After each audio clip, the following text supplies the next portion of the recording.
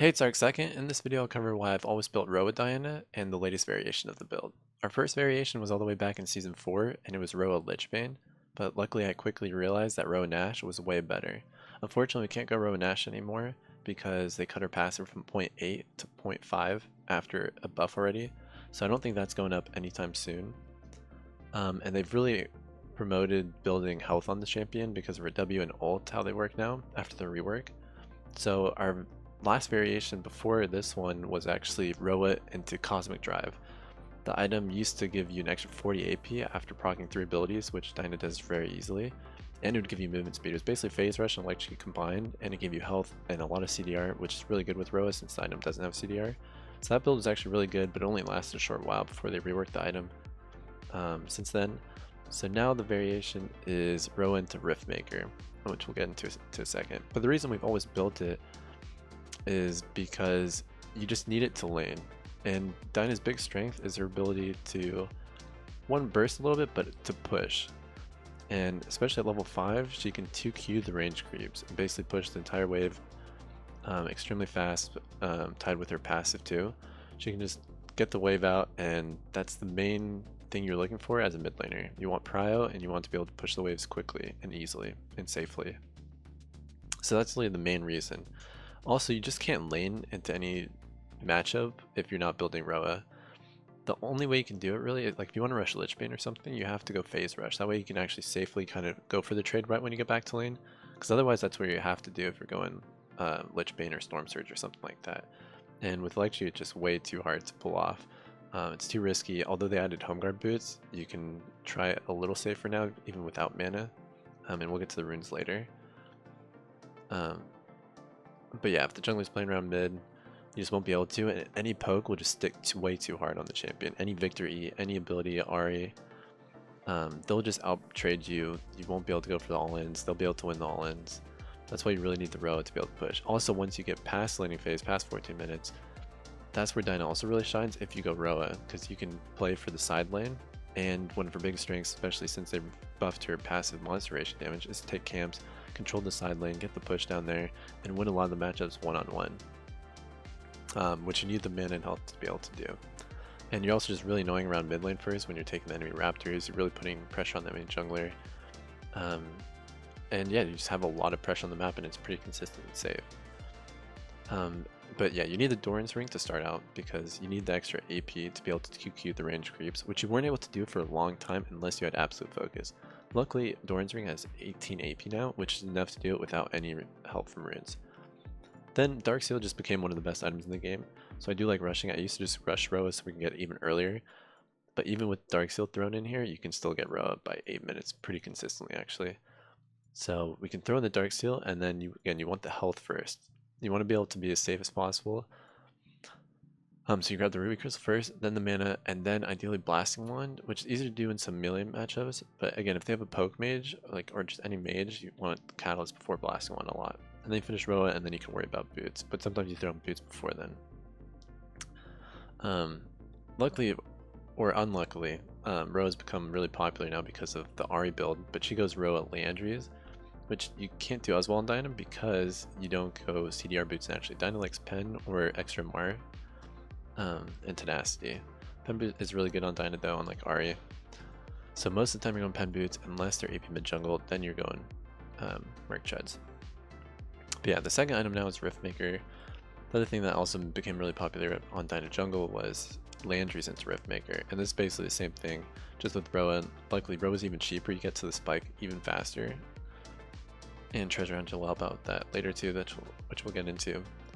But yeah, this item is super efficient because you're getting the extra health from Roa too. So basically, as soon as you buy this item, it's like 92 AP, 350 health, and 15 haste. So you get your haste, you have your pen, and you basically just have everything you're looking for. And the matchups don't matter as much. If it's AP mid matchup, you got the Merc Treads. The tricky part now is if you get like a matchup like Talon. Building this itemization against something like Talon's a little risky.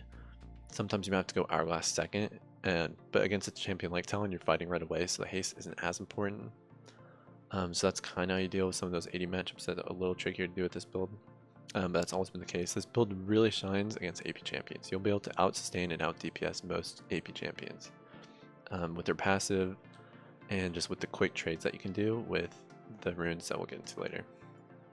And then I still believe Dinah's most core item though is Hourglass with her new ult. You need the armor, all the difficult champions that you can have to deal with. Like by now you're beating every AP champion already. You can just go Hourglass. You'll be able to team fight, and yeah, you'll be able to do that engage. Where it gets tricky is the final few items. Either you can keep building AP since you already have a good amount with the first 3. You're already at like 300. So you can just go Death Cap into a pen item or pen item into Death Cap.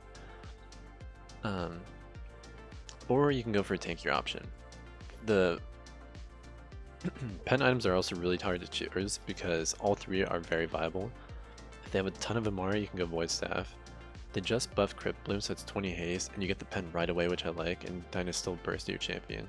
So I actually think Crypt Bloom is your best option, even though you get the bonus health from Riftmaker if you do go Bloodletter's Curse, or you just go Bloodletters. Because if you're going for one of the tanky options, you can do something like Jack Show into Bloodletters, which I actually haven't even tried yet. I've tried very safe with like Landry's in this, which worked out pretty well, or if they're really crit heavy, you can go Ranwins. But yeah, there's a lot of options for the final 2 items, but most games end before the first 2 items, like 90+% games are over in the first 2-3 items. So it doesn't really matter too much. All these variations are going to be fine. But yeah, that pretty much just covers the build. Now for runes, because it's half bruiser, you might be thinking that you actually want Conquer like jungle, but Conquer is just so much better on jungle. You don't get to utilize the runes nearly as well, like especially the 3rd row.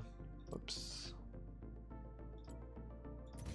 So the rune set is actually Electrocute.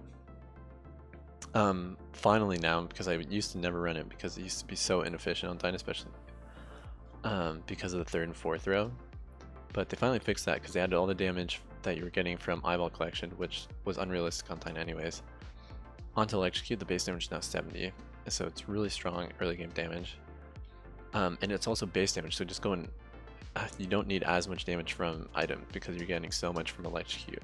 70 to 240, and again with Dyna's most of her damage is from base stats. Her AP ratios still aren't great. Then you get some impact, same thing. All the damage is just coming out here, and then they finally fixed this row because Eyeball Collection was never good on Dyna. Dyna is not a champion to roam around the map. Her biggest strength, like you'll never have a play that's pretty much better than what she can do mid lane. She's extremely strong in lane. She'll be able to push quickly. If she pushes fast enough, which she will be able to do, she might be able to look for a roam somewhere on the map. But yeah, most of the time you're gonna be able to win lane so hard that you just want to stay mid, play for tower, play for your lane. If you can play through your like roaming is an option that you want to utilize when you're not doing one lane. But with this rune set and this early game setup, and with ROA, you'll pretty much be able to win every lane. And deep ward just helps make you safer as well. You're not looking to get a bunch of stacks. You're just kind of trying to play around mid and keep the push up. And then Treasure Hunter, if you just get one of them, you can get ROA even quicker. And for the secondary runes, Shield Bash is insane damage. It'll do like over 1,000 damage per game at least, sometimes like 2k. So we're getting that for damage, and that does really well too with the health you're getting from ROA and Riftmaker. And then Bone Plating is just also additional help for laning, which you'll need. Sometimes you go Second Wind, but most of the time Bone Plating. But yeah, you don't want Conquer.